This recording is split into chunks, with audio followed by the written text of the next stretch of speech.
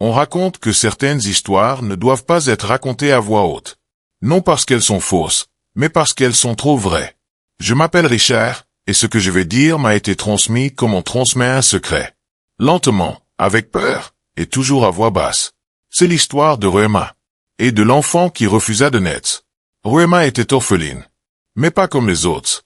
Elle n'avait pas seulement perdu ses parents. Elle semblait avoir été oubliée par le monde lui-même. Quand elle marchait à Sokoni, le marché s'arrêtait. Les voix se taisaient. Les corps se figeaient. Personne ne savait exactement pourquoi on la craignait. Mais tout le monde le ressentait. On disait, ne la regarde pas trop longtemps. Ne lui parle pas à voix basse. Et surtout, ne la provoque pas. Quand Ruema tomba enceinte, le village entier trembla. Il n'y avait pas eu de scandale.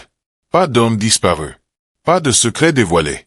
Just un ventre qui grossissait. Les mois passèrent. 9, 10, 11. L'enfant bougeait. L'enfant écoutait. Parfois, dans le silence de la nuit, Ruema l'entendait pleurer depuis son propre corps. Il veut sortir, disait-elle. Mais quelque chose le retient. Daniel était son mari. Un homme simple, dur avec lui-même, fidèle jusqu'à l'oubli de soi. Il ne comprenait pas. Mais il restait. Quand Ruema criait, il priait.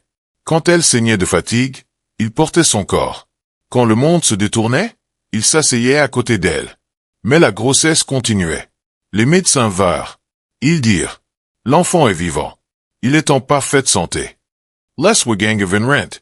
Ils dirent, ce n'est pas un problème de chair. C'est un problème d'âme. Ruema souffrait autrement maintenant. Ses jambes devenaient lourdes. Son dos se brisait. Son esprit quittait parfois son corps pour errer dans des déserts brûlants. Je vois des routes en feu, murmurait-elle. Et quelqu'un qui me regarde en silence. Un vieux guérisseur parla enfin. Quelqu'un a été humilié. Et cette humiliation n'a jamais été réparée. Rahima Volotner. Mais le silence en elle se mit à parler. Un jour de colère. Une vieille femme. Des mots lancés comme des pierres. Une fierté mal placée. Cette femme n'était pas ordinaire. Rahima tomba à genoux. J'ai blessé quelqu'un qui portait déjà trop de douleur. Le voyage fut long. La nuit semblait ne jamais finir.